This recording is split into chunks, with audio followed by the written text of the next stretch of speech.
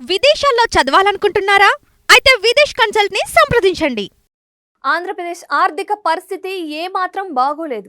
ఇప్పటికే ఒకటో తేదీన పింఛన్లతో పాటు ఉద్యోగులకు జీతాలు చెల్లించాలి అంటే అప్పులు చేయాల్సిన పరిస్థితి ఏర్పడింది. ప్రతి నెల అప్పుల కోసం వెతుక్కోవాల్సి వస్తుంది. ఖజానా వెలవెలబోతోంది.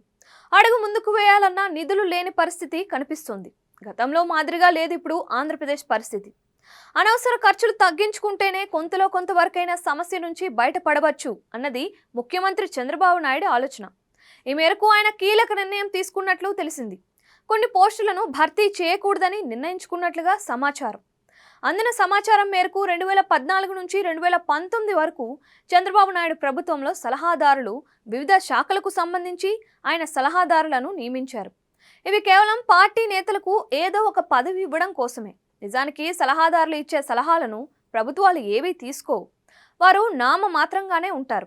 కాకుంటే పార్టీ కోసం కష్టపడిన వారికి రాజకీయ ఉపాధి కల్పించి సంతృప్తి పరిచేందుకే సలహాదారులను నియమించుకుంటూ వస్తున్నారు. నిజానికి ముఖ్యమంత్రి నుంచి మంత్రుల వరకు ఐఏఎస్లు ఉంటారు. వారి సహకారం, సలహాలు, సూచనలతో కొంత అవగాహన ఏర్పడుతుంది. గత వైసీపీ ప్రభుత్వం అయితే సలహాదారుల సంఖ్యను విచ్చలవిడిగా నియామకం చేపట్టింది.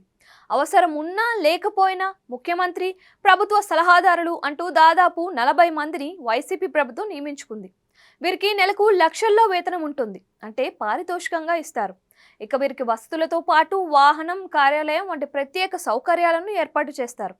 దాదాపు 40 మందిని గత ప్రభుత్వం సలహాదారులుగా నియమించుకోవడాన్ని నాడు హైకోర్టు కూడా తప్పుపట్టింది. సలహాదారులకు కల్పించినన్ని సౌకర్యాలు న్యాయమూర్తులకు కూడా లేవని నాడు హైకోర్టు వ్యాఖ్యానించడం పరిస్థితికి అద్దం పడుతోంది.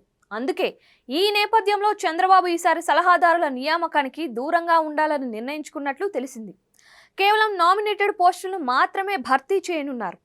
ప్రభుత్వ ఖజానాకు తూట్లు పొడిచే ఈ సలహాదారుల నియామకాన్ని కొంతకాలం పక్కన పెట్టాలని చంద్రబాబు నిర్ణయించినట్లు తెలిసింది.